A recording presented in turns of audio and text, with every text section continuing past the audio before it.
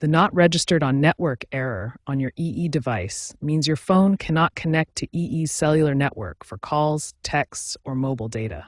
This frustrating issue prevents you from using essential mobile services. Several factors can cause this registration failure.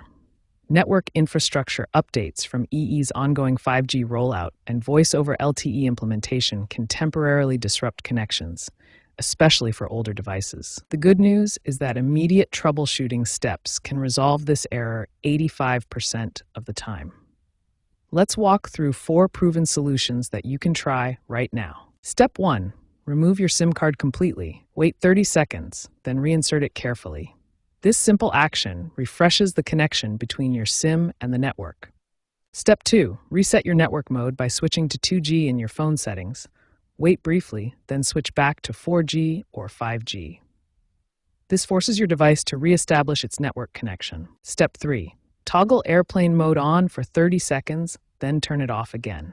This completely resets all wireless connections and often resolves registration issues. Step 4. Manually select EE from your list of available networks. Go to your phone's network settings and choose EE instead of letting your device select automatically. These 4 immediate troubleshooting steps resolve the majority of network registration errors. Try them in order, and most likely, your EE device will reconnect successfully to the network. When basic troubleshooting doesn't resolve your EE network registration issue, it's time for more advanced solutions. These steps address deeper technical problems that may be preventing your device from connecting. The first advanced step is performing a complete network settings reset.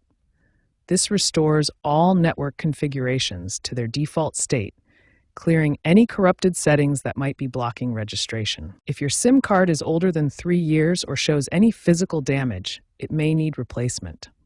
Damaged SIM cards can cause persistent registration failures, even when the network is functioning properly. Industry data from 2024 to 2025 reveals important patterns about EE network registration issues.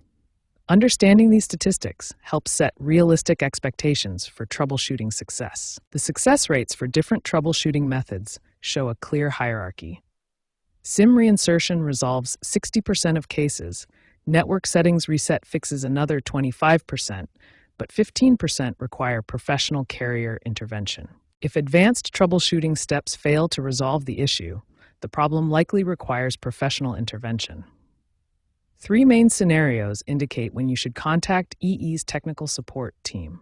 When contacting EE technical support, be prepared to provide details about all troubleshooting steps you've already attempted. This information helps their team diagnose the problem more efficiently and avoid repeating unsuccessful solutions.